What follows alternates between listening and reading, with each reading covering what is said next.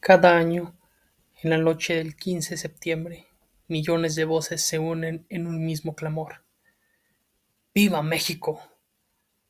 Pero detrás de la fiesta, los fuegos artificiales y la traición, existe una historia de lucha, sacrificio y esperanza que cambió el rumbo de una nación. Hoy conoceremos a fondo la verdadera historia del Día de la Independencia de México.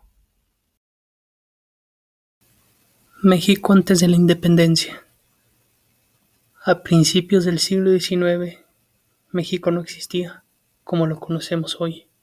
Era la Nueva España, una de las colonias más ricas del Imperio Español. La plata de sus minas alimentaba la economía mundial, pero mientras unos pocos acumulaban fortunas, la mayoría de la población vivía en pobreza y desigualdad. Los peninsulares, españoles nacidos en Europa, ocupaban los cargos más importantes. Los criollos, hijos de españoles nacidos en América, eran relegados. Los mestizos e indigentes sufrían discriminación, tributos y explotación. El malestar crecía y las ideas de libertad comenzaban a propagarse. El mundo entero estaba cambiando. La Revolución Francesa de 1789 proclamaba igualdad y derechos. En 1804, Haití se convertía en la primera república independiente de América Latina, y en 1808, la invasión de Napoleón a España debilitaba la corona, sembrando confusión en las colonias.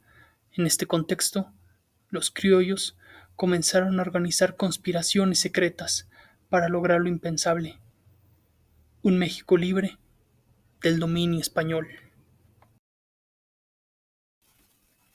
En Querétaro, un grupo de hombres y mujeres se reunía en la casa de Josefa Ortiz de Domínguez, conocida como la Corregidora. Allí estaban también Miguel Hidalgo y Costilla, Cura de Dolores, Ignacio Allende y Juan Aldama. Su plan era levantarse en armas el 1 de octubre de 1810, pero la conspiración fue descubierta antes de tiempo y no hubo otra opción que actuar de inmediato. El 16 de septiembre de 1810, en el pueblo de Dolores, Guanajuato, Hidalgo lanzó un llamado a la rebelión. Con la imagen de la Virgen de Guadalupe como estandarte, arengó al pueblo con palabras que aún resuenan. ¡Viva la religión! ¡Viva nuestra Madre Santísima de Guadalupe! ¡Muere el mal gobierno! ¡Viva México! Así comenzó la lucha por la independencia. El movimiento creció rápidamente. Miles de campesinos, indígenas y artesanos se unieron a la causa. La primera gran victoria llegó en la Alhóndiga de Granaditas, donde los insurgentes tomaron el edificio, símbolo del poder virreinal. Luego avanzaron hacia la Ciudad de México y ganaron la batalla del Monte de las Cruces, pero ante la duda de Hidalgo decidieron no tomar la capital, y el destino del movimiento cambió para siempre. En 1811, Hidalgo fue capturado y ejecutado, pero su sueño continuó gracias a José María Morelos y Pavón, un cura humilde y estratega brillante. Morelos organizó el movimiento con disciplina, ganó importantes batallas en el sur y convocó al Congreso de Chilpancingo, donde en 1813 proclamó la independencia de México en el documento Sentimientos de la Nación. Tras la captura y ejecución de Morelos en 1815, el movimiento insurgente se fragmentó. Sin embargo, hombres como Vicente Guerrero en el sur y Guadalupe Victoria en Veracruz mantuvieron viva la lucha, aunque en condiciones difíciles. Durante años, la guerra pareció perdida. En 1820, un giro inesperado cambió la historia. En España, un movimiento liberal obligó al rey Fernando VII a aceptar una constitución que limitaba su poder. Esto preocupó a muchos en la Nueva España, entre ellos al militar realista Agustín de Iturbide. Paradójicamente, Iturbide pactó con Vicente Guerrero. Ambos unieron fuerzas en lo que se conoce como el Abrazo de Acatempan. Así nació el ejército trigarante, defensor de tres principios: religión, independencia y unión. El 27 de septiembre de 1821, tras 11 años de lucha, el ejército trigarante entró victorioso a la Ciudad de México. La independencia de México se había consumado. Un día después, se firmaba el Acta de Independencia, marcando el nacimiento de una nueva nación, México.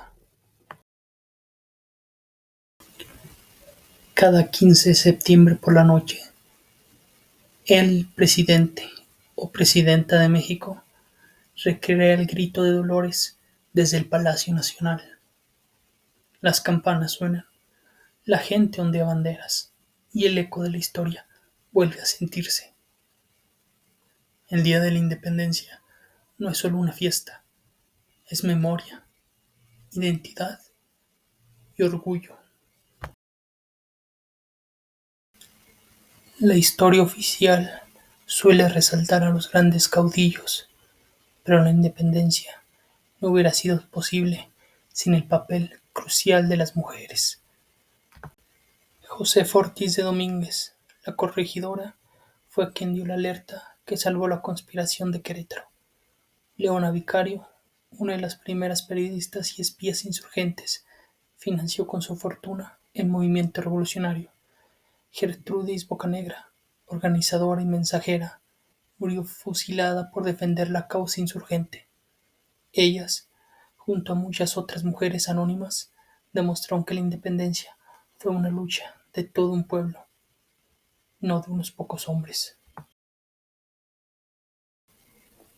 El primer presidente de México, Guadalupe Victoria, estableció en 1825 que el 16 de septiembre se conmemorará oficialmente como el Día de Independencia.